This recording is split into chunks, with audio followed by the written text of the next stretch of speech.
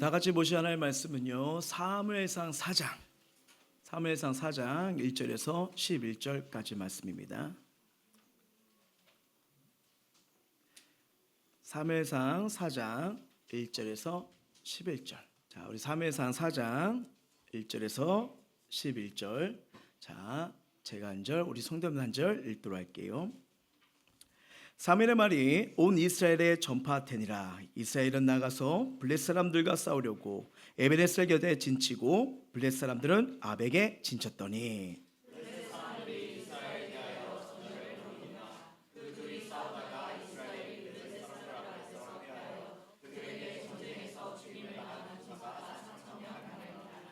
백성이 진영으로 돌아오매 이스라엘 장로들이 이르되 여호와께서 어찌하여 우리에게 오늘 블렛 사람들 앞에 패하게 하셨는고 여호와의 언약궤를 실로에서 우리에게로 가져다가 우리 중에 있게 하여 그것으로 우리를 우리 원수들 손에서 구원하게 하자 하니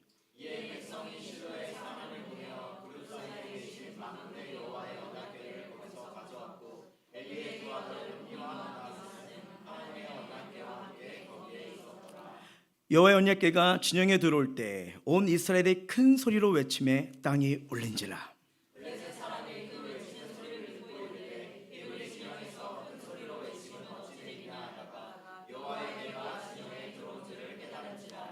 블렛 사람이 두려워하여 이르되 신이 진영에 이르렀다 하고 또 이르되 우리에게 화로다. 전날에는 이런 일이 없었도다.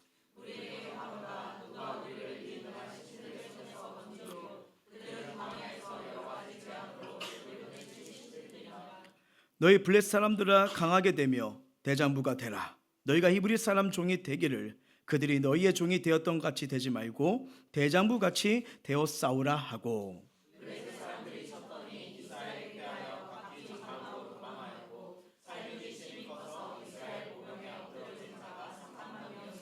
같이요. 하나님에게는 빼앗겼고 엘리의 두 아들 홈니와 비나스는 죽임을 당하였더라. 아멘. 자, 오늘은요 나의 삶에 회복이 시작되는 은혜라는 말씀을 가지고 함께 은혜를 누리고자 합니다. 오늘날 이렇게 신앙생활 보면요 정말 감사하고 좋은 것도 많은데 어떻게 보면 이것이 잘못되면 문제가 될 수도 있겠다는 것들이 있어요. 그 뭐냐면 이 믿어야 할 분을 믿지 않고 믿지 말아야 할 것을 믿는 것이 문제입니다. 예를 들어 볼까요? 우리가 하나님께 드려지는 행위 중에서 이 기도 정말 귀하고 아름다운 축복의 통로 아니겠습니까? 근데 소중한 행위인데요. 근데 이게 기도는 하는 것이지 믿는 대상은 아닙니다. 기도는 하는 것이 믿는 대상은 아닙니다. 그래도 그럼에도 불구하고 어떤 사람들은 기도 자체를 지나치게 믿는 경우가 있어요. 무슨 말이냐면 분명히 기도는 하는데 하나님이 빠진 기도가 문제예요. 하나님이 빠진 기도요. 이런 식으로 기도 자체를 믿는 것도 하나의 미신이라고 볼 수 있는 겁니다. 그럼 그 무속인들도 이런 말 합니다. 기도하면 된다. 네, 이단에 빠진 사람들도 사이비 교주도 말합니다. 기도하면 된다. 근데 우리가 믿는 이 기독교는 그런 미신의 종교가 아니에요. 네, 기도에 대해 정확한 성경적 진리를 갖고 계셔야 됩니다. 진실함이 없는 기도 안 됩니다. 예수님이 빠진 상태에서 기도하시면 안 됩니다. 하나님이 빠진 상태에서 기도하면 안 됩니다. 제약되고 이기적인 모습을 그대로 계속 간직같이 기도도 하면 안 됩니다. 그럼 여러분 생각해 볼게요. 왜 기도하면 하나님의 역사와 도우심을 경험하게 되는 걸까요? 하나님 앞에 나의 죄를 고백하고 변함없는 신뢰 가지고 하나님을 믿고 바라보며 기도하기 때문이죠. 그러므로 그 기도에 하나님이 계시느냐 없느냐가 정말 중요한 겁니다. 하나님이 계시냐 없느냐요. 자, 왜 제가 이 말씀을 드리냐면 오늘 읽었던 사무엘상 4장의 내용이 이런 거예요. 하나님이 계시느냐 하나님이 계시지 않느냐. 오늘 본문이 그걸 얘기를 하는 겁니다. 사무엘 당시 이스라엘 백성은 알다시피 여러분 커다란 중병에 걸렸어요. 무슨 병이냐면 하나님과 관계가 없는 병이요. 네. 자기의 소견대로 살아 죄악에 빠진 중병 아니겠습니까? 안타깝게도 제사장부터 썩어져 있으니까 하나님 말씀이 온전히 전파돼요 안 돼요? 안 되잖아요. 그러니까 그 말씀이 우리를 치유하고 회복하고 삶의 변화를 이끌어가는데 바른 말씀이 전파되지 않으니까 모두가 병들어 갈 수밖에 없는 거죠. 자, 이때 이스라엘 백성은 사무엘의 설교를 듣고 하나님의 위대하심을 깨닫게 되죠. 과거 이스라엘 백성들이 이 출애굽하여 하나님의 법궤를 앞세고 전진할 때 그들 앞에서 요단강이 갈라지고 여리고 성이 물러지는 엄청난 은혜를 깨닫게 됩니다. 그 당시 이스라엘 백성들이 요단강을 가리고 그 다음에 여리고성을 무너뜨릴 때는 그래도 영적으로 건강했다는 건 뭐예요? 하나님의 말씀을 믿고 따라갔던 그들의 영적인 상태가 있었지요. 하지만 지금 이 사무엘서에 나타나는 이 사사기와 사무엘상 초반까지는 사사시대로 이어진다고 말씀드렸잖아요. 하지만 이들은 지금 뭐예요? 영적으로 깊은 병들어가 있는 상태예요. 영적으로 깊이 병들었다는 건 뭐냐면 하나님의 말씀이 들리지가 않아요. 하나님과 관계가 없어요. 그냥 내 소견대로 살아가는 거예요. 자, 이런 상태입니다. 그러니까 이런 상태에서 하나님 앞에 치료를 받을 생각하지 않고요, 과거 흉내를 내면서 법궤를 앞세우고 블레셋과 싸우는 거죠. 그리고 여러분 알다시피 오늘 이 4장 내용에서 어떤 게 보입니까? 엄청난 패배를 겪고요, 하나님의 법궤까지도 빼앗기는 사건이 벌어집니다. 초유의 상태죠. 하나님을 상징하고 임재를 상징하는 이 법궤가 블레셋에게 빼앗겨 버려요. 자, 이 상황을 이해하시면서 1절을 한번 읽어보도록 할게요. 시작. 사무엘의 말이 온 이스라엘에 전파되니라. 알다시피 사무엘이 자라서요, 이스라엘의 마지막 사사이자 그리고 선지자로서 이스라엘 전체 역사적인 현장에 드러나는 것을 우리가 보고 있지 않습니까? 근데 아직 그의 영향력이 실제적으로 펼쳐지기에는요, 아직 준비가 좀 더 필요한 상태예요. 이제 역사 현장에 드러났어요. 근데 오늘 본문을 보면 이 하나님께서 사무엘을 이제는 본격적으로 사용하시기 위해 이스라엘을 변화시키기 위해 문제를 해결하시기 위해서 지금 오늘 4장이 그 사무엘을 통해 일하시려는 하나님의 작업이 나타나는 게 또 본문의 내용이에요. 알다시피 여러분, 우선 알다시피 하나님의 엘리 이 제사장이 예고대로 무너져야 됩니다. 이미 3장에서 심판을 선언받았죠. 보호자가 바뀌어야 사무엘의 통치가 본격적으로 시작이 되거든요. 그런데 가만히 보면 오늘 이 이스라엘 백성과 블레셋의 전쟁은 사무엘과 연관이 없습니다. 자, 블레셋은 지중해 변방의 동지를 튼 부족인데 늘 이스라엘에게 뭐예요? 옆구리에 가시가 되는 종족이에요. 그래서 늘 괴롭히고 늘 뺏어가고 늘 힘들게 하는 종족이죠. 근데 여기 본문을 이렇게 4장을 쭉 보니까요, 이전 전쟁은 선지자들이 예고하거나 아니면 하나님께 묻는 일과 아무 상관이 없는 것을 보게 됩니다. 자, 이스라엘 백성은 칠흑 같은 사사시대도 전쟁 때면 반드시 이 형식적이라도 하나님께 묻거나 아니면 선지자의 명령이 떨어져야 전쟁을 하지 않았습니까? 근데 이 사무엘이 지금 역사의 전면에 등장했는데도 사무엘에게 묻거나 엘리에게 물었다는 내용이 안 나와요. 이 전쟁은 영적 지도자들과 관계도 없고요, 그 시대에 갑자기 맞닥뜨린 위기에 그냥 반응한 거예요. 아니, 문제가 생기면 반응하는 거지. 근데 이 성경은 오늘 이 흐름에 그 문제에 반응하에 문제가 있다고 얘기를 합니다. 도대체 이게 반응하는 게 뭐가 문제일까? 인생에는요, 두 종류가 있습니다. 하나님께 반응하는 삶과 세상의 형편에 따라서 반응하는 삶이 있어요. 이때 이스라엘은요, 그냥 세상 형편에 따라 위기네, 전쟁이나 싸워야지, 바로 이런 반응이 나타난 거예요. 근데 가만히 보면 우리의 삶도 비슷합니다. 여러분, 이 그리스도인들 삶들 가운데서도 두 종류가 있어요. 하나는 뼛속같이 하나님의 말씀으로 무장되어서 이 삶 속에서 위기를 맞을 때마다 하나님, 저 어떻게 하면 좋죠? 저 도와주세요. 저 불쌍히 여겨주세요. 하나님이 저 이 시간 도와주지 않으면 저 이 문제 해결할 수 없습니다 하면서 철저하게 매 순간 기도하면서 하나님께 민감하게 반응하는 사람들이 있습니다. 그런가 하면 말로 고백해요. 그리고 머리로도 알고 주어드는 말씀도 많은데 삶의 위기를 만날 때면 여전히 뭐예요? 자기의 소견대로 행하고 세상의 감각 따라 행하는 이 껍데기 신앙의 소유자도 있다는 거예요. 자, 지금 이 본문에 나오는 이스라엘 백성들은요, 바로 이겁니다. 껍데기 신앙의 소유자들이에요. 껍데기 신앙의 소유자들이에요. 자, 분명히 삶의 여정 속에 이때 영적 지도자가 있어요, 없어요? 있어요. 예배합니까, 안 합니까? 합니다. 말씀 선포도 있는데 행동은요, 삶은요, 하나님과 전혀 상관없이 살아가고 있는 거예요. 자, 영적인 상태가 얼마나 심각한지 이 본격적으로 드러난 사건이 언약궤 중심으로 일어난 전쟁 사건입니다. 자, 2절 한번 읽어볼게요. 시작. 블레셋 사람들이 이스라엘 대하여 전열을 벌이니라. 그들이 싸우다가 이스라엘이 블레셋 사람들 앞에서 패하여 그들에게 전쟁에서 죽임을 당한 군사가 4,000명 가량이라. 아멘. 자, 이 구절 보시면요, 이스라엘과 블레셋이 맞붙었어요. 그래서 이스라엘이 졌는데, 근데 블레셋이 침해라는 단어가 나옵니까, 안 나옵니까? 우리가 이 성경을 보면 뭐 이스라엘의 침해, 블레셋의 침해 뭐 이런 게 나오는데 지금 그게 없어요. 그냥 간단하게 블레셋 앞에서 이스라엘이 패했다라면서 그냥 한 줄로 끝내버립니다. 분명히 이스라엘이 패했는데 뭐 이스라엘이 공격하고서 패했다는 묘사가 지금 없어요. 자, 이거 잘 보셔야 됩니다. 이건 뭐 블레셋이 강했거나 군사적으로 우위에 있어서 승리한 전쟁이 아니라는 걸 성경은 보여주고 있어요.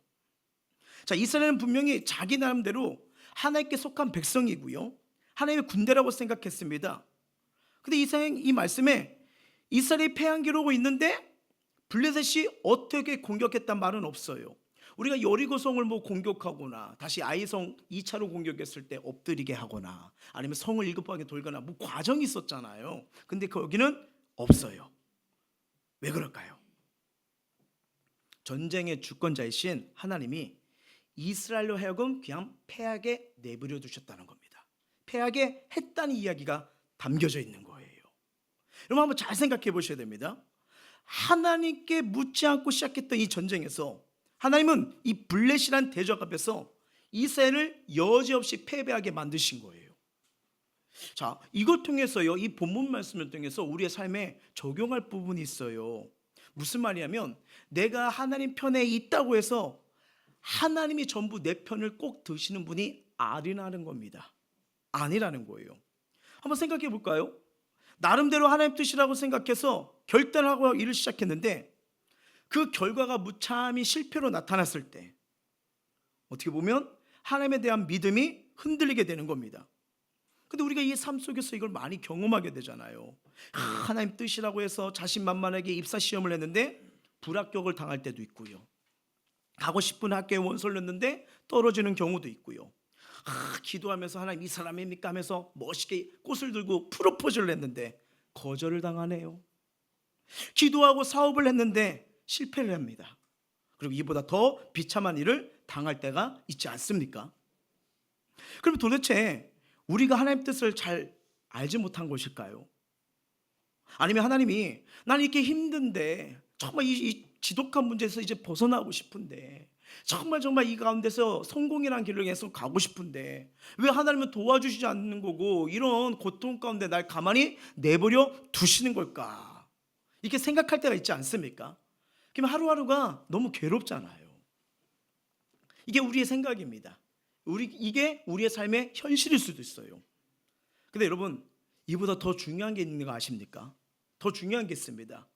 그건 뭐냐면요, 여전히 하나님께서는요, 하나님의 완벽하신 계획대로 여전히 일을 진행하고 계시다는 거예요. 자, 3절 한번 봅니다. 시작. 백성이 진영으로 돌아오매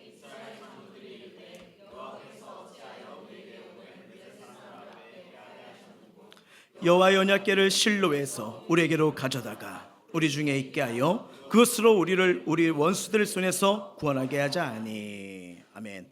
자, 이 말씀 보면요, 놓치지 말할 질문이 있습니다. 이 3절에 있는 이 패배를 당한 지금 누굽니까? 이스라엘 장로들의 질문이에요. 아주 훌륭하고 좋은 질문입니다. 사태를 정확하게 파악할 수 있는 질문이에요. 뭐예요? 우리가 왜 졌지? 이게 나와야 돼요. 우리가 뭔가 일을 할 때가 있어요. 실패할 때가 있습니다. 그러면 꼭 피드백이 가셔야 됩니다. 왜 실패했지? 이걸 교훈 삼으셔야 돼요. 그냥 그런가 보다 가볍게 넘어가면 또 그 문제, 그 상황에 계속 무너질 수밖에 없는 거거든요.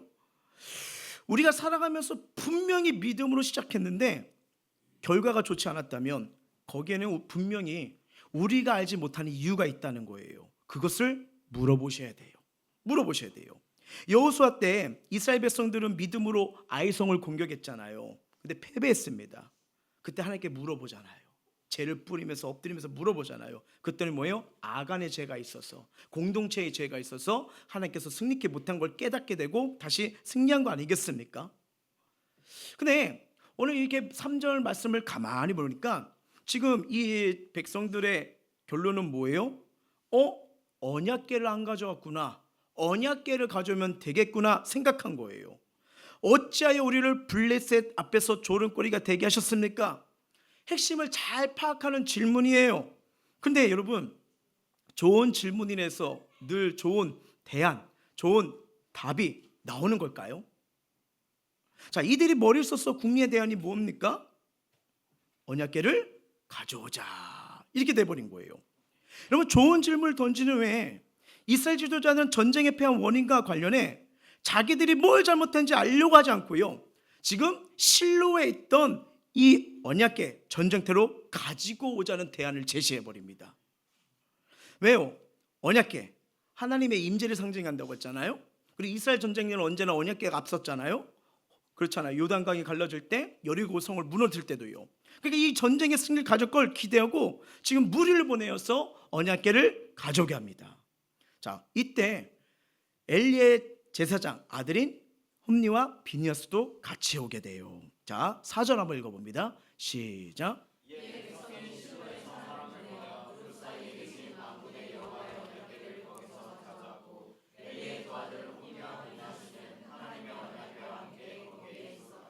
아멘. 근데 여러분, 여기에 문제가 생깁니다. 무슨 문제일까요? 원래 언약궤는요, 이스라엘 전체 공동체가 움직이지 않는 한 절대 언약궤는 움직여서는 안 됩니다. 자, 이게 하나의 법이에요. 신명기 말씀 한번 볼게요. 시작. 오직 너희 하나님 여호와께서 자기의 이름을 두시려고 너희 모든 지파 중에서 택하신 곳인 그 계실 곳으로 찾아 나아가서. 그러니까 뭐예요? 하나님이 자기 이름을 두시려고 결정한 장소, 언약궤가 있는 장소입니다. 모두가 뭐예요? 글로 가야 돼요. 언약궤가 있는 대로 가야 돼요. 백성이 찾아가야 돼요. 이해되시죠? 그러니까 언약궤는 함부로 움직일 수 있다 없다? 없는 것입니다. 이게 중요한 원칙이에요. 예, 택하신 곳에서 예배와 예물 드리려고 하나님이 정하신 겁니다. 자, 11절 보세요. 시작. 너희는 너희 하나님 여호와께서 자기 이름을 두시려고 택하실 그곳으로 내가 명령한 것을 모두 가지고 갈지니 곧 너희 번제와 너희 희생과 너희의 11조와 너희 손의 거제와 너희가 여호와께 원하시는 모든 아름다운 선물을 가져가고. 아멘. 택하신 곳에 예배드리고 와서 예물을 드려야 하나님이 받으신다는 거예요. 여러분, 이게 귀한 겁니다. 우리가 예배를 드리는 거 어디예요? 우리가 교회 주님이 계신 곳으로 오는 거잖아요. 그래서 하나님 앞에 예배 드리는 거예요. 그래서 우리가 교회에서 예배 드리고 하나님을 찾는 거 귀한 겁니다. 복의 통로고 복의 장소가 되는 거예요. 근데 지금 이스라엘 장로들 한번 생각해 보시죠. 바꿔버렸습니다. 예, 질문까지는 정말 좋았는데 그 상황을 해결하기 위해서 뭐예요? 전쟁 중에 한창 중이니까 뭐예요? 언약궤 가지고 와, 이렇게 된 거예요. 여러분, 왜 그랬을까요? 왜 그랬을까요? 여기서 이스라엘에 중병이 걸린다고 제가 성경 말씀드렸죠. 무슨 말입니까? 하나님은 내가 찾고 예배하고 경배의 대상이 아니에요. 뭐냐? 내 피로 채워주세요, 나 복만 주시면 돼요 하는 하나의 수단일 뿐이에요. 진짜 경배고 예배드리면 우리 성도님들처럼 주님이 계신 성전을 찾고 예배드리는 게 맞는 거 아니겠습니까? 근데 나 바빠, 나 안 돼, 이리 오세요. 여기다 복 주시면 돼요. 저 축복만 하시면 돼요. 지금 하나님을 그런 수단으로 믿는 거예요. 그런 수단을 믿는 거예요. 그게 무슨 말이냐면 이스라엘 신앙은요, 이제 더 이상 신앙이 아니라 형식만 있는 뭐가 되었다? 종교가 되어버렸습니다. 신앙과 종교는 다릅니다. 신앙과 종교는 완전히 다른 거예요. 자기들이 섬기는 여러 이방식 가운데 하나님을 취급하는 거예요. 여러분, 이스라엘이 제일 많이 흔들리고 무너졌던 신이 뭡니까? 만몬신, 돈만 주면 된다. 그러니까 따라간 거예요. 돈만 주면 된다. 그리고 바알과 아세라, 풍요, 내가 하는 것만 잘 되게 하면 된다. 내가 하는 이 쾌락만 누리게 하면 된다. 그렇게 믿는 그런 신처럼 하나님을 똑같이 생각한 거예요. 뭡니까? 타락이 돼버린 거예요. 하나님을 예배 대상, 구원의 대상, 경배의 대상이 아니라 하나님 나 이거 필요하니 이것만 도와주시면 돼요. 하나님을 찾기보다는 내가 삶 속에 지금 고민하고 아파하고 문제 있잖아, 일로 오세요, 빨리 해결하세요, 이렇게 바뀌어버린 거예요. 이렇게 바뀌어버린 거예요. 여러분, 이 4장을 이렇게 보면요, 공통점 하나가 있습니다. 언약궤와 이 언약궤를 담당하는 누구 가정입니까? 엘리잖아요. 엘리자장 집안의 몰락이 같이 갑니다. 같이 가요. 결국은 여러분, 마지막에 두 아들이 죽고요, 엘리가 죽고요, 며느리까지 죽습니다. 그리고 아가봇, 하나님의 영광이 떠났다고 끝납니다. 이게 4장의 결론이에요. 21절 한번 볼까요? 시작. 이르기를 영광이 이사에서 떠났다 하고 아이름을 아가봇이라 하였으니 하나님에게가 빼앗겼고 그의 시아버지와 남편이 죽었기 때문이라. 아멘. 자, 어떻게 보면 이 하나님께서 한나의 가정을 통해서 사무엘을 세우시고요, 이 사무엘이 이제 역사의 현장에 드러났지만 그 과정 속에 4장이 나타나고 4장 속에 뭐냐, 치욕스러운 사건, 하나님의 언약궤가 빼앗긴 사건을 왜 4장이 여기서 이걸 기록했을까요? 바로 이거예요. 이스라엘 백성들의 신앙 상태를 그대로 보여주는 겁니다. 뭐냐? 하나님은 경배와 섬김의 대상이 아니 되었다는 거예요. 그저 자기들이 위기를 당하거나 필요할 때마다 뭐예요? 불러다 써먹는 하수인 취급을 했다는 겁니다. 하나님을 내가 필요할 때만 불러다 써먹는 하수인처럼 하는 그런 신앙 상태가 뭐예요? 이스라엘의 신앙 상태라는 거예요. 하나님은 단지 그들의 요구를 그때그때마다 채워주는 하나의 방법이고 수단이에요. 물건처럼 하나님의 언약궤를 부르는 거예요. 그것이 언약궤 사건을 통해서 분명히 보여주는 겁니다. 언약궤를 가져오면 우리 문제가 뭐예요? 전쟁이라는 문제가 있잖아요. 승리하고 대승 이럴 거라 기대했겠죠. 그래서 말도 안 되는 짓을 해서 언약궤를 가져옵니다. 그들이 가서 거기에 하나님 앞에 예배를 들고 물어야 되거든요. 반대입니다. 나 바쁘니까 내 편한 대로 예배 드릴래, 내가 하고 싶은 대로 올래, 그러니까 내 문제만 하나님은 해결하시면 돼. 수단이 돼버린 거예요. 여러분, 이게 종교생활입니다. 관계가 없어요. 종교생활이에요. 근데 재밌는 건 뭐냐면 이렇게 종교생활이 되잖아요. 사회, 개인 타락이 오게 됩니다. 타락이 와요. 여러분, 우리도 신앙생활 하다 보면요, 나도 모르게 예수님이 말씀하시는 음성에 귀를 기울이기보다는 내가 듣고 싶은 말씀, 내 기분을 채워주는 것만 찾기 위해서 내가 좋아하는 말씀만 붙들려고 고집을 필 때가 있지 않습니까? 형제를 사랑해라, 용서해라. 그럼 어떻게 해요? 핑! 그렇죠. 그렇잖아요. 30배, 60배, 100배, 아싸.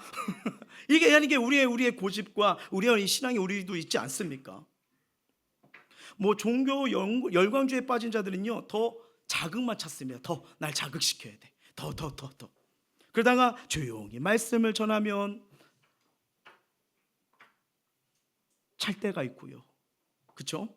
그리고 너무 잠잠하게 전하면 목사님 설교 재미가 없어, 그렇게 생각할 수 있습니다. 근데 여러분, 하나님의 말씀을 재미로 듣나요? 이거 아주 위험한 사고입니다. 하나님의 말씀은요, 생명이 달려 있어요. 생명이요. 왜냐하면 하나님이, 근데 우리가 만약에 재미로 찾는다, 뭔가 자극적인 걸 찾는다, 이렇게 찾잖아요. 그러면 이거 하나님의 신앙이 대상이 아니 돼버린 거예요. 남이다, 내가 만든 하나님, 내가 만든 종교가 될 수 있는 거예요. 죄송합니다. 이거는 가짜 신앙이에요. 가짜 신앙. 진짜 신앙이 그럼 뭘까요? 하나님께서 나에게 뭐라고 말씀하시는지, 나 연약해도 취해도 나 하나님 말씀 붙들고 살리라. 그분이 말씀하시면 그 말씀 따라 순종하며 가리라. 오늘 하나님이 나에게 뭐라고 말씀하시는가, 하나님의 초점을 맞추는 게 진짜 신앙임을 믿으시길 바랍니다. 예. 결국 우리의 인생을 움직이고 역사를 바꾸고 우리를 십자가 앞에 자복하게 만드는 것도 열광과 감성이 아니에요.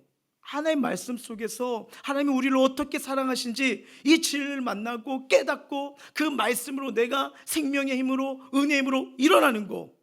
여러분, 이 진짜 말씀을 만나게 되면, 주님의 말씀을 만나게 되면요, 자연스럽게 그분 앞에 엎드리게 됩니다. 그럴 수밖에 없어요. 하나님 말씀은 살아있고 운동력이 있고 생명력이 넘치기 때문이에요. 하나님 우리를 그렇게 창조하셨거든요. 말씀으로 창조하시고 생기를 불어넣었어요. 뭐예요? 하나님 말씀을 듣도록 창조하셨거든요. 왜 우리 삶이 자꾸 무너집니까? 왜 자꾸 흔들립니까? 왜 자꾸 공허합니까? 왜 하루 너무 힘들다 이게 나옵니까?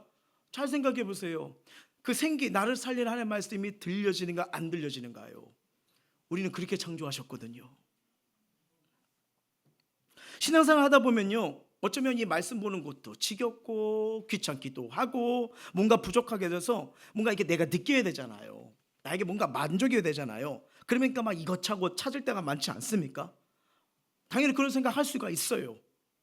그런데 하나님의 백성들이, 하나님의 자녀들이 힘을 잃고 쓰러지는 건요, 딴 게 아닙니다. 성경은 분명히 말해요. 하나님 말씀을 듣지 못해서 쓰러지는 겁니다. 쓰러지는 거예요. 하나님의 말씀만 제대로 증거되고 성도들이 그 말씀을 듣는다면요, 지혜와 믿음을 얻었어요. 어떤 어려움도 해결할 수 있는 은혜와 힘이 부어짐을 믿으시길 바랍니다. 바로 여기서 우리 인생이 달라지는 거예요. 근데 이스라엘 백성은요, 그걸 놓쳤어요. 하나님의 언약궤, 하나님이 뭐라고 말씀하시는 그건 상관이 없어요. 관심이 없어요. 전쟁, 내 삶을 에워싸고 스트레스 주고 복잡한 이 전쟁만 해결하면 된다. 그래서 언약궤만 데리고 왔어요. 언약궤만 가져온 거예요. 자, 과정 한번 볼까요? 결과가 어떻게 됩니까? 5절부터 7절 시작. 여호와의 언약궤가 진영에 들어올 때 온 이스라엘이 큰 소리로 외침에 땅이 울린지라. 블레셋 사람이 그 외치는 소리를 듣고 이르되, 여호와의 궤가 진영에 들어온 줄 깨달은지라. 블레셋 사람이 두려워하여 이르되, 신이 진영에 이르렀도다 하고 또 이르되, 우리에게 화로다. 첫날 이르느니 없었도다. 아멘. 여러분, 이 말씀을 가만히 보면요, 아이러니가 보입니다. 이스라엘 백성은요, 그냥 하나님을 수단으로, 그렇죠? 어떤 물건처럼 취급해요. 근데 블레셋 사람들은요, 놀래 자빠지고 있습니다. 뭐예요? 블레셋이 더 신앙이 좋아요. 블레셋이 신앙이 더 좋아요. 오, 하나님 언약궤다. 큰 신이다. 지금 이렇게 고백을 하고 있는 거예요. 야, 전에는 이스라엘 사람들이 여호와궤를 가지고 왔다는 그런 게 없었는데 이게 웬일이냐 하면서 막 거기에 반응을 합니다. 이스라엘 백성은 반응이 없어요. 갖고 와, 전쟁 승리하면 끝나. 이것뿐이에요. 근데 이스라엘 백성은 놀라움에 반응이 일어나는 거 아니겠습니까? 자, 그런데 이 전쟁이 어떻게 됩니까? 9절 11절이에요. 시작. 너희가 히브리 사람의 종이 되기를 그들이 너희의 종이 되온 것 같이 되지 말고 대장부 같이 되어 싸우라 하고, 블레셋 사람들이 쳤더니 이스라엘이 패하여 각기 장막으로 도망하였고 살육이 심히 커서 이스라엘 보병에 엎드린 자가 3만 명이었으며 하나님에게는 빼앗겼고 엘리의 두 아들 홈니와 비느하스는 죽음을 당하였더라. 아멘. 자, 이스라엘 백성들이 원하는 방법으로 갔어요. 자, 몇 번째 전쟁입니까? 두 번째죠. 1차전 때는 몇 명만이 죽었죠? 두 번째는요, 더 깨져버립니다. 완전 산산조각처럼 완전 무너집니다. 그러니까 1차전, 2차전 합치니까 도합 3만 4천 명이 죽은 거예요. 여기 보면 여러분, 커다란 세 가지의 상실을 봅니다. 이 말씀을 보면요, 첫 번째 3만 4천 명이라는 인명상실이요. 너무 안타깝죠. 너무 많은 자들이 죽어요. 두 번째, 홈니와 비느하스 제사장이 함께 왔다가 이 전쟁에서 목숨을 잃은 거, 지도자를 잃어버립니다. 지도자를요. 그리고 더 심각한 상실이 나오죠. 뭡니까? 법궤를 빼앗겨 버려요. 하나님의 법궤예요. 그럼 여러분, 이게 중요합니다. 우리가 살펴볼 이 법궤, 언약궤인데요, 이 언약궤의 상징이 뭘까요? 물론 하나님의 임재, 함께 하심을 드러낼 수도 있어요. 여러분, 그 법궤 안에 뭐가 담겨져 있는지 아시죠? 한번 화면을 볼까요? 그렇죠. 저 세 가지입니다. 네, 만나 항아리, 아론의 쌍난 지팡이, 그리고 십계명 돌판. 이 세 가지가 하나님의 언약궤를 안에 담겨져 있는 물건들이에요. 그래서 이 물건들은 공통점이 뭐냐면 광야, 40년 시절에 이스라엘 백성들에게 가장 기적적인 기적 사건을 했던 건데, 근데 여러분 이게 분명히 한쪽에는요 기적의 상징성도 있어요. 근데 한쪽을 가만히 보면 오늘 본문에 이게 왜 나온지를 느끼게 되실 거예요. 그러면 간단히 이 세 가지가 뭘 상징하고 본문과 연관이 될까 한번 생각해 보시길 바랍니다. 첫 번째는 뭐예요? 만나입니다. 만나가 담긴 항아리죠. 여러분 이 광야 생활 40년 동안 하루도 거르지 않고 이스라엘 백성을 먹였던 대표적인 기적이잖아요. 그렇죠? 근데 그 만나가 어떻게 내려오게 됐는지 아십니까? 이들이요 홍해 바다를 건너자마자 가나안 땅에 갈 줄 알았어요. 근데 물도 없이 갈 길은 멀고 험한 거잖아요. 홍해를 맨 땅으로 건너고 추격해오던 애굽의 군사들이 수장되는 이 바다가 갈라지고 하나님께서 원수들을 대적들을 물리치는 이 기적을 봤잖아요. 그래서 막 감격과 찬양이 하잖아요. 근데 그 찬양이 끝나기 전에 이스라엘 백성은 이제 물 좀 줘, 빵을 내라면서 뭐예요? 모세를 향해 돌을 쳐서 죽이려고 합니다. 여러분 그 사건이 왜 나왔을까요? 내 인생에 물만 있으면 빵만 있으면 주님이 의식주 문제만 해결해 주면 나 원래 하나님이 잘 섬기는 사람이야. 물이 없어서 그래, 빵이 없어서 그래, 의식주가 없어서 그래. 그런데 하나님이 그럼 보여줄게. 만나를 채워줘 볼게. 40년 동안 일하지 않고 먹도록 내가 해줄게. 여러분 나는 물이랑 빵이랑 의식주만 잘 되면 저는 하나님 잘 섬길 수 있어요. 그 고백할 때 하나님이 기특해 하실까요? 아니면 믿지 않으실까요? 그들의 고백이 기특해서 그런 게 아니에요. 그게 아니라 빵 문제만 해결되면 날 잘 섬기겠다고? 물 문제만 잘 해결되면 날 섬기겠다고? 그래 보여줄게. 40년 동안 니네가 원하는 거 물, 빵 내가 채워줘 볼게. 그래서 만나를 40년 동안 내려주신 거예요. 근데 잘 보세요. 우리가 출애굽과 이렇게 모세오경을 보면요 40년 동안 그들이 가는 걸 보는데 여러분 맨날 아침마다 아침밥상에 늘 차려져 있어요. 그렇죠? 일 안 해도 맨날 식사를 할 수 있어요. 자 이렇게 이스라엘 백성이 40년 동안 그 기적을 날마다 봅니다. 되게 이스라엘 그거에 감사해서 진짜 의식주 빵 문제, 물 문제, 의식주 문제 해결되니까 하나님 되게 잘 섬기죠. 그 다음부터는 이제 애굽으로 돌아갈래 하면서 원망불평 안 하죠. 오직 순종, 100% 순종. 하나님 맨날 날 먹이시니까. 왜? 문제 해결됐잖아요. 잘 섬겼죠? 여러분 잘 보세요. 신명기서의 전체 구절의 핵심의 말씀이 이겁니다. 시작. 너를 낮추시며 너를 줄이게 하시며 또 너도 알지 못하며 내 조상도 알지 못하던 만나를 내게 먹이신 것은 사람이 떡으로만 사는 것이 아니요 여호와 입에서 나오는 모든 말씀으로 사는 줄 내가 알게 하려 하심이라. 아멘. 자 여러분 한번 생각해 보세요. 정말 인생에 나를 막 힘들게 하고 막 병들게 하고 어렵게 하는 문제가 해결된 적들이 있잖아요.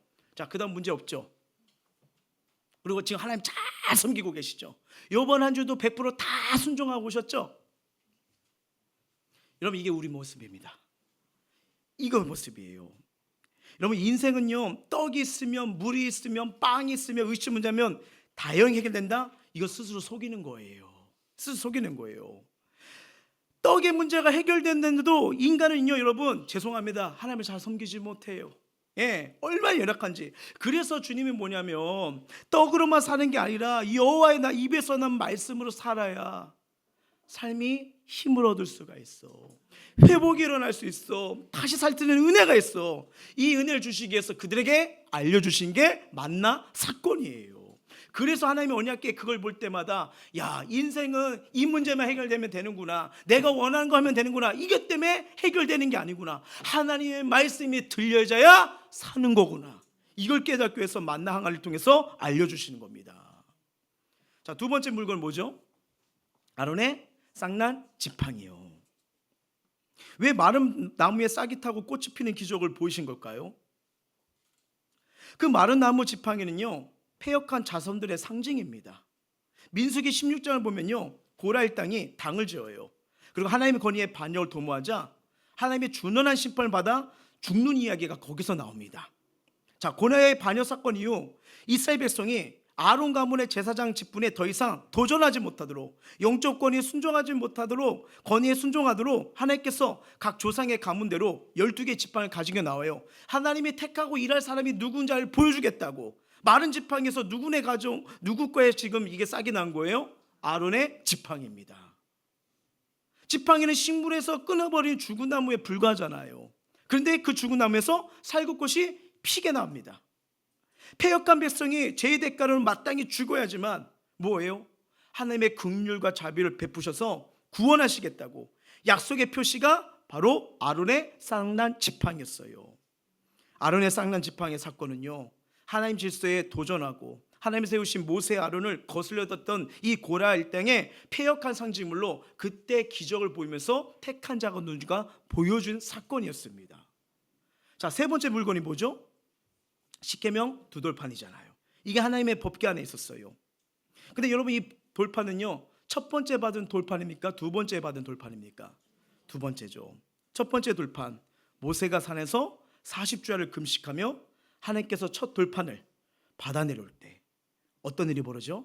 산 안에서는요, 백성과 아론이 금송아지를 만들고 춤을 추면서 이 금송아지가 우리를 애굽에서 인도낸 신이다, 신하면서 술 마시고 춤추고 놀면서 우상 노름을 하고 있었던 것입니다.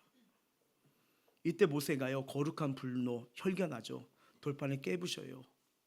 누가 너희를 구원했는데 어떤 형상을 만들고 그게 하나님의 신이라고요. 그걸 갈아서 백성들에게 마시게 하죠. 그때 엄청난 징계가 임해요. 하나님이 레위 지파를 통해서 금송아지 숭배에 앞장선 사람들 3,000명이 심판을 받고 죽게 됩니다. 그리고 다시 모세는요, 또 돌판을 받으러 40일 금식을 하러 또 올라가요. 전 못해요. 저는 안 깰래요, 돌판. 한 번도 힘드는데 그렇게 하면서. 그래서 이 언약궤 안에 집어넣은 돌판이 두 번째입니다.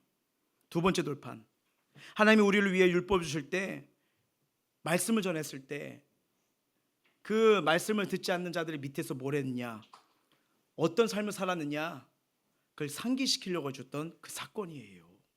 그러니까 여러분, 이 언약궤에 있었던 이 세 가지 물건의 공통점이 뭘 말하는 겁니까? 기적의 상징이도 있지만 우리가 얼마나 철저한 잿덩어리인가를 깨우치는 상징물이라는 거예요. 제사장이 제사 지낼 때마다 양을 잡아요. 그리고 그 피를 가지고 와서 언약궤 위에 시온소에 붓습니다. 뭐예요? 은혜를 베풀어 줬어. 이 고백이에요. 은혜를 베풀어 줬어. 그게 뭐냐 말이면, 하나님, 우리는 한순간도 주의 은혜가 아니면요, 심판받는 절망과 이런 사망의 자리에서 또 죄를 향해, 사망을 향해 걸어갈 수밖에 없는 연약한 자들입니다. 그러니까 하나님, 우리가 은혜를 주셔야 되고 구원을 주셔야 되고 자비와 용서를 주셔야 오늘도 내일도 우리는 살아가는 존재입니다. 그거 얘기를 하는 거예요. 예. 그러니까 이 언약궤는 뭘 말하면요, 하나님의 자비, 사랑을 또한 표현하는 거예요. 오늘도 주의 사랑이 필요합니다. 자비가 필요합니다. 은혜가 필요합니다. 여러분, 만약에 제 지은 대로 심판한다면 저와 여러분 이 자리에 없어요. 이미 끝났어요. 근데 이렇게 해도 우리가 하나님 앞에 나와서 예배드리게 하신 게 뭐예요? 오늘도 우리에게 자비를 주시겠다고, 긍휼로 용서해 주겠다고, 다시 살 수 있는 은혜와 기회를 주시겠다는 하나님의 넓은 사랑임을 믿으시길 바랍니다. 그런데 역사가 흘렀어요. 세월이 흘렀어요. 이 본질적인 은혜 진리는 싹 빠지고요, 하나님의 임재와 긍휼의 사랑을 뭐예요? 미신화시킨 거예요. 부적처럼 갖고 온 겁니다. 이거 있으니까 전쟁 이겨, 부적처럼 붙이는 현상을 이들이 언약궤를 통해서 드러낸 거예요. 한번 삶을 우리 생각을 해보십시오. 우리가 기도를 하면 응답 받습니다. 근데 우리가 기도를 해서 응답 받은 것일까요? 만약에 그 원리로 가면요, 여전히 기도하는데 일이 안 풀리고 꼬이는 자들 보면요, 우리는 어떻게 생각할 거예요? 제대로 기도 안 해서 그래. 너무 힘들다고 합니다. 너무 아프다고 합니다. 그게 뭐예요? 제대로 기도 안 해서 그래. 물론 기도하는 거 중요합니다. 또 은혜의 통로고 응답의 통로가 맞아요. 근데 여러분, 그 응답의 출발이 나에게 있나요? 나. 아니요. 하나님의 자비와 주권에 있는 거예요. 은혜를 주시는 분도 하나님이고 내 기도를 통해 도와주시는 분도 하나님이고, 그래서 아까 설교 초반에 말씀드렸죠. 하나님이 빠진 건 기도는요, 미신행위가 된다고요. 우리는 항상 내 행동이 아니라 하나님의 자비와 긍휼이 여기심에 모든 신앙과 우리의 마음을 두셔야 됩니다. 여러분, 이방 종교와 기독교 신앙의 차이점은요, 신에 대한 인간의 자세입니다. 이방 종교는 뭐예요? 내가 선택한 거예요. 만몬? 이게 여기 이 만몬신을 섬기면 돈을 준다고 하네. 밝아서라 풍요롭게 한다고 하네. 내가 하는 일이 잘 되려고 하네. 내가 선택해요. 맞죠? 그러니까 되게 편해요. 왜? 복만 주면 되니까. 내 필요만 채우면 되니까요. 근데 여러분, 우리 기독교는요, 내가 선택한 게 아니에요. 하나님이 날 선택하십니다. 그래서 여러분, 하나님의 선택하시고 부르심 받은 자들이 주님 앞에 나와 예배하는 거예요. 주님 있는 곳으로 나와 예배하는 거예요. 이게 기독교 신앙입니다. 하나님이 정하시면 하나님 뜻을 따르는 거, 이게 우리의 신앙이에요. 그러니까 뭐예요? 내 뜻은 이건데, 내 마음은 이건데, 내 생각은 이런데, 내 기준은 이건데, 이게 아니에요. 하나님 뜻은 뭐죠? 하나님은 어떻게 하기를 원하세요? 하나님이 인도하시는 방법은 뭐예요? 이게 신앙이에요. 왜? 난 절대자가 아니니까. 그분의 인도하심, 그분의 이끄심, 그분의 말씀이 나의 삶의 답인 걸 아는 자가 그렇게 신앙생활 하는 거예요. 여러분, 인간이 하나님 뜻에 순종한다는 것은 뭐 약자의 한계이자 인간의 자유주의를 포기한다는 걸 말하지 않아요. 근데 세상은 자꾸 그렇게 말합니다. 포스트 모더니즘 때에서 여기도 존중하고 여기도 존중하고 여기도 맞다고 했는데, 맞아요, 그럴 수 있어요. 하지만 여러분, 진리는 하나입니다. 진리는 하나예요. 진리는 딱 정확하게 해야 되잖아요. 모든 게 여기 진리, 여기 진리, 여기 진리, 여기 진리. 그러면 여러분, 그 진리는 바뀌지 말아야 되죠. 근데 시간에 따라 법도 바뀌고 상황도 바뀌고 생각도 바뀝니다. 이건 진리가 아니에요. 근데 성경은 어제나 오늘이나 동일하잖아요. 진리이기 때문에 안 바뀌어요. 근데 세상은 뭐합니까? 왜 기독교만 율신이라고 해? 꼭 그렇게 예배해야 돼? 편하게 하면 안 돼? 그럼요. 진리신 하나님이 예배는 이렇게 드려야 된다, 신앙생활 이렇게 해야 된다 알려주셨잖아요. 근데 세상은 뭐예요? 꼭 그렇게 해야 되나? 그냥 이렇게 해도 돼, 저렇게 해도 돼, 내가 설정해서 내가 하면 돼. 아니죠. 아니잖아요. 그건 내가 만드는 신이잖아요. 근데 나도 신이 아니고 내가 만든 게 무슨 신이겠습니까? 신은 누굽니까? 나를 만드신 게 신입니다. 근데 세상은 뭐예요? 왜 형상을 만들어요? 절대로 여러분, 신은 형상 우리가 만들 대상이 아닙니다. 그래서 하나님께서 어떤 형상도 만들지 말라고 했어요. 그분이 우리를 만드셨기 때문이에요. 그렇잖아요. 그래서 여러분, 이 성경에서 이 말씀 뭐냐면, 이게 나에게 생명이 되고 구원이 되고 인생의 문제를 푸는 답이 되기 때문에 이 말씀, 내 행복을 위하여 이 말씀을 주셨다고 성경은 기록한 거예요. 근데 우리는 반대로 생각하죠. 말씀 따라가면 하지 말라는 게 너무 많아. 이것도 하지 말래, 저것도 몰래. 그러다 보면 하는 게 뭐예요? 힘들어요. 마음대로 살고 힘들대요, 맨날. 잘 보세요. 성경이 말하는 순종이 있습니다. 성경적 개념 순종 이거예요. 성경적 순종이란 하나님의 은혜를 받고 보니, 하나님의 은혜를 누려보니 그 은혜가 너무나 고맙고, 하나님의 원리를 따져보니 가장 좋고 가장 쉽고 가장 편안하고 너무 좋아서 스스로 너무 기뻐하여 하나님의 뜻에 동의하여 자원하여 자발적으로 따르는 게 순종입니다. 무슨 말이에요? 요약하면요, 하나님 말씀 따르니까 진짜 행복하네. 와, 하나님 말씀이 나에게 진짜 위로와 평안을 주네. 하나님 말씀이 따라가니까 되네. 이게 순종이에요. 어쩔 수 없이 내가 따라간다. 내가 어쩔 수 없이 하나님 믿기로 작정해가지고 이렇게 따라간다. 이게 아니에요. 제대로 따라가 보십시오. 제대로 말씀 의지해 보십시오. 진짜 행복이 뭔지 경험하게 될 겁니다. 바로 이런 거예요. 근데 우리는 자꾸만 세상의 방식대로 내 기준대로 이렇게 하다 보니까 이게 뭐 말씀 따라도 힘드네, 어렵네, 그게 아니죠. 제대로 따르면 그 말이 안 나옵니다. 안 나와요. 돌팔이가 어디서 나와요? 바꿔버리잖아요. 자기 스타일로 바꿔버리잖아요. 여러분, 진리와 생명은 바꾸는 게 아닙니다. 그대로 따라가 보세요. 이게 우리 믿음의 성경의 인물들, 믿음의 선배들이 했던 말이 뭐예요? 말씀 따라가니까 되더라. 바로 이겁니다. 이것이 하나님 믿는 우리에게 주시는 요점인 거예요. 근데 이 본문에 나오는 이스라엘 백성 장로들은 뭡니까? 하나님의 용서, 자비, 인간의 폐역이 담긴 언약궤를 그냥 자신들이 원하는 수단, 미신화로케로 만들어버린 거, 부적처럼 그냥 만들어버린 거잖아요. 여러분, 이 성경의 저자는요, 이걸 의도적으로 지금 여기에 말하고 있는 겁니다. 여러분, 만약에 저와 여러분의 일기를 쓰는데 나만 보면 모르는데 책을 내려고 해요. 많은 사람들이 보게 하려고. 그러면 그래도 내가 실수를 했던 것도 좀 좋게 쓰고 싶지 않아요? 남들은 이렇게 손을 안 내밀었지만 난 내밀면서 내가 피해를 보면서도 사람을 도와주려고 했다면서 약간 자기를 높이려고 하고, 그리고 정말 창피한 거는 싹 빼버리잖아요. 이렇게 하잖아요. 그때 힘든 게 있었다, 끝. 이렇게 막 포장되지 않습니까? 하나님의 언약궤가 빼앗던 거 정말 수치스러운 거예요. 괴로운 거예요. 창피한 거예요. 근데 오늘 본문에는 이거를 배치합니다. 왜일까요? 하나님이 이스라엘 종교의 실체를 드러내면서 아까 역사의 현장에 지금 사무엘이 드러났잖아요. 본격적으로 사무엘을 쓰시기 위한 하나님의 작업도 동시에 움직이고 있다는 거예요. 엘리 시대의 종말을 말하고 있습니다. 알다시피 법궤를 따라왔던 홈니와 비느하스가 죽어요. 유관적으로는 엘리, 그 다음 2인자가 누구예요? 홈니와 비느하스거든요. 근데 이들이 회개해요, 회개하지 않아요? 여러분 잘 보세요. 이 가정은 하나님의 말씀을 떠났습니다. 법궤가 있어도 그냥 형식적만 신앙생활해요. 자, 하나님의 말씀을 계속 거부해요. 내 인생의 말씀을 제외시켜버립니다. 성경 말해요. 신문대로 거두리라. 계속 그 말씀 앞에 거부하니까요, 어떤 일이 벌어지냐면요, 13절이에요.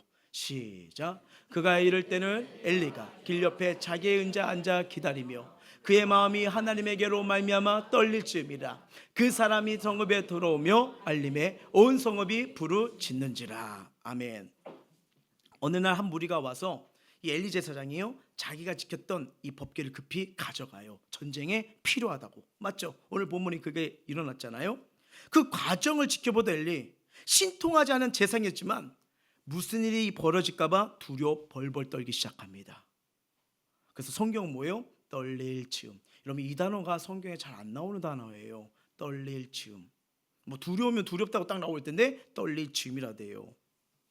본문에 언급되어 있지는 않지만 엘리는 지금 법궤가 장소를 옮겨 전쟁터로 가버렸다는데 그 결과가 도대체 어떻게 될까 몹시 두렵고 떨리고 있는 증상입니다.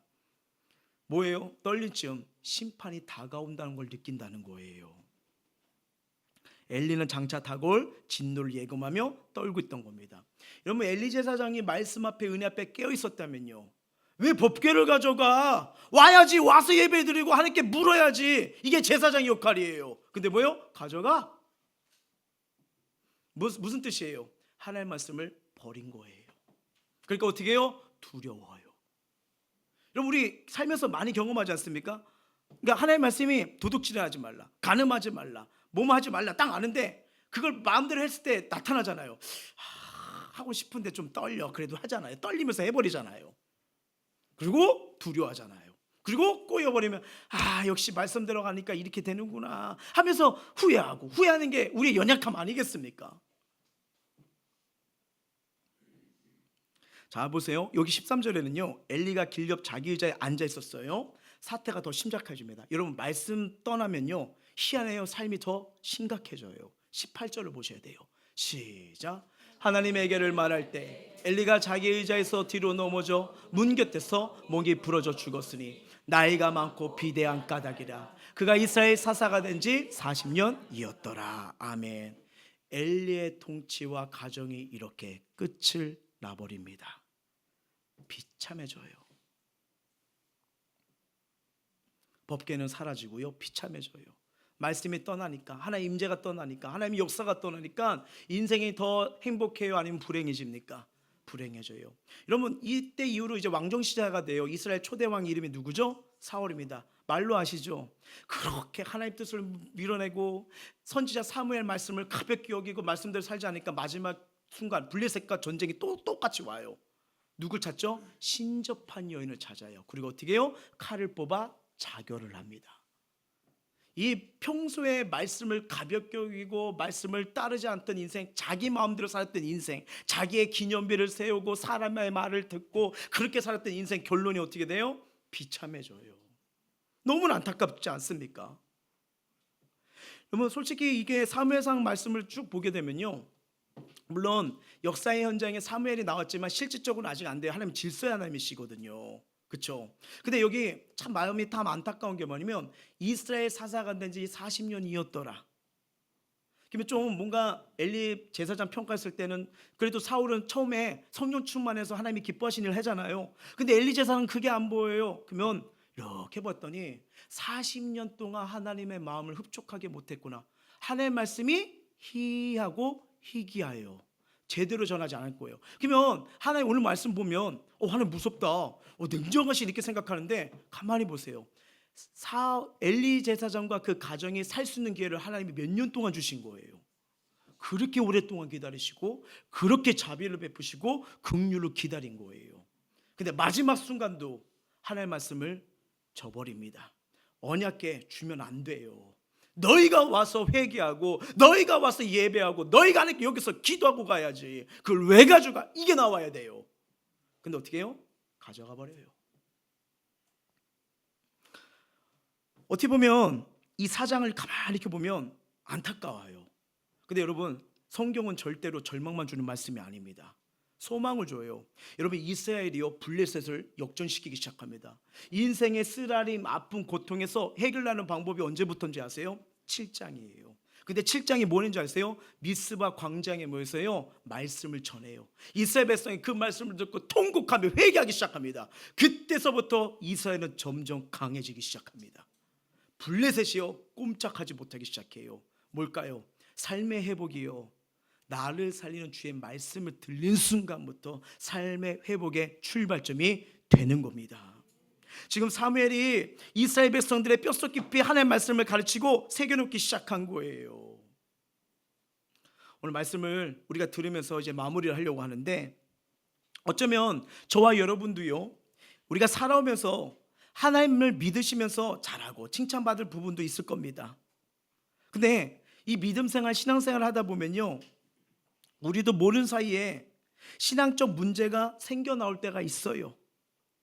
이걸 정직하게 하나님의 말씀에 거울에 비춰보셔야 됩니다. 내 삶을 말씀으로 비춰보지 않는다면요 또 세상의 형편을 따라가게 됩니다. 다시 세상의 방법으로 하나님과 상관없는 삶을 살도록 내 모습, 내 삶, 우리가 살아가는 모든 가정을 그렇게 놔둘 때가 있어요. 그렇게 되면 뭐가 되냐? 나를 살리고 회복시키고 생명을 주는 이 하나님의 손길을 체험하지 못하게 되는 거예요. 그러니까 어떻게 해요? 점점 힘들어, 점점 괴로워, 점점 어려워, 점점 생각해 보세요. 기도하면서 응답 받았다고 하시잖아요. 하나님이 이렇게 여셨다고 하셨잖아요. 하나님이 여기 도와주셨다고 에베네스라고 간증했던 그곳이 지금 저와 여러분이 살아가는 그 현장이 왜 이렇게 힘들어? 왜 이렇게 어려워? 왜 이렇게 바뀌었다면 뭐가 잘못된 거죠?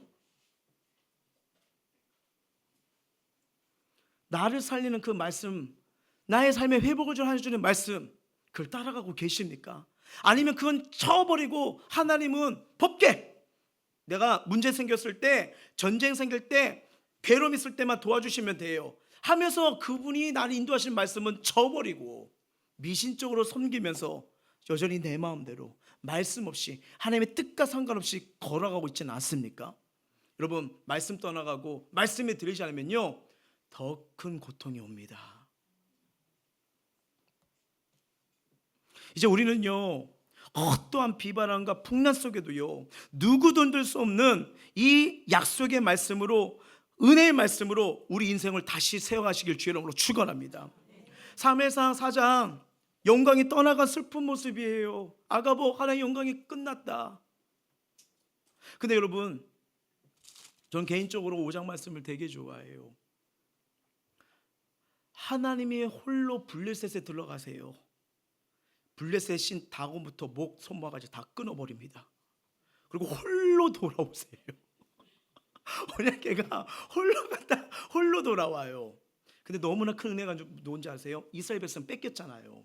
그러면 가서 다시 전쟁을 하든 찾아와야 되죠. 찾지도 못하고 죄송해요 쫄아가지고 막 했는데, 찾지도 않던 그 백성, 부르짖지도 않는 그 백성, 하나님이 홀로 다시 누구한테 와요? 이스라엘한테 와요. 짝사랑이에요. 끊임없는 사랑이에요. 와, 그리고 뭐예요? 스스로 영광을 회복시키십니다. 이게 우리 하나님이에요. 여러분, 이게 저에게 얼마나 위로가 되는지 아세요? 나는 무너졌어요. 아니 하나님을 바라보지 않았어요. 아니 하나님을 밀어내는 그런 모습일지도 몰라요. 근데 오늘 예배를 통해서 말씀을 통해서 주님이 저와 여러분에게 뭐라고 한 거예요? 내가 다시 너에게 갈게. 내가 다시 회복시키도록 나의 영광을 부어줄게.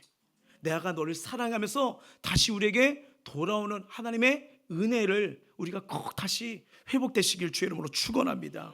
정말 저와 여러분이 살 길은 하나예요. 나를 살리시고 여전히 날 사랑하시고 여전히 나에게 다가온다는 사인이 뭡니까? 다시 말씀을 주시잖아요. 우리는 지금 눈앞에 언약궤가 없어요. 하지만 언약에 약속된 뭐가 있어요? 말씀이 있잖아요. 생명의 말씀이 있잖아요. 회복의 말씀이 있잖아요. 살리는 말씀이 있잖아요. 다시 한번 예배를 통해, 큐티 생활을 통해, 성경을 통해 나에게 다가오시고 내 인생을 일으켜 주시는 주의 말씀을 들으시면요, 두려운 근심 떠나갈 줄 믿습니다. 우리 마지막으로 이 말씀 보면서 찬양하도록 할게요. 시작. 여호와의 증거를 지키고 전심으로 여호와를 구하는 자는 복이 있도다. 하나님, 내가 다시 여호와를 찾겠습니다. 말씀을 의지하겠습니다. 우리 찬양하면서 나가도록 하시겠습니다.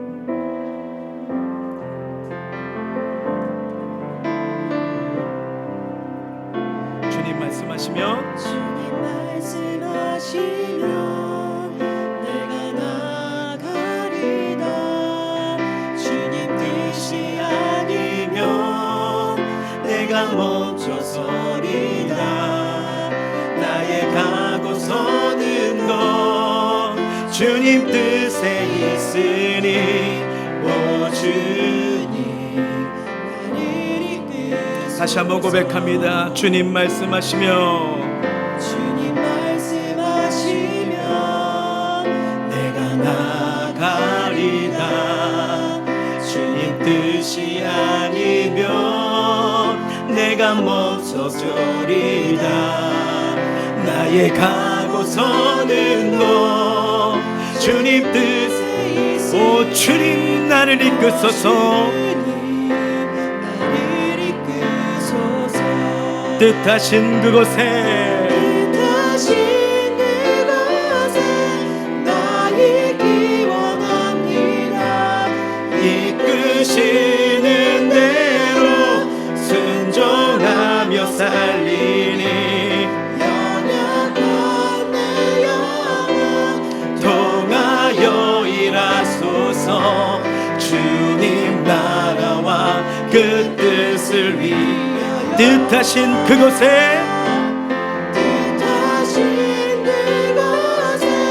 나의 기원합니다. 이끄시는 대로 순종하며 살리니 연약한 내 영혼 통하여 일하소서. 주님 나라와 그 뜻을 위하여 오 주님 나를 이끄소서.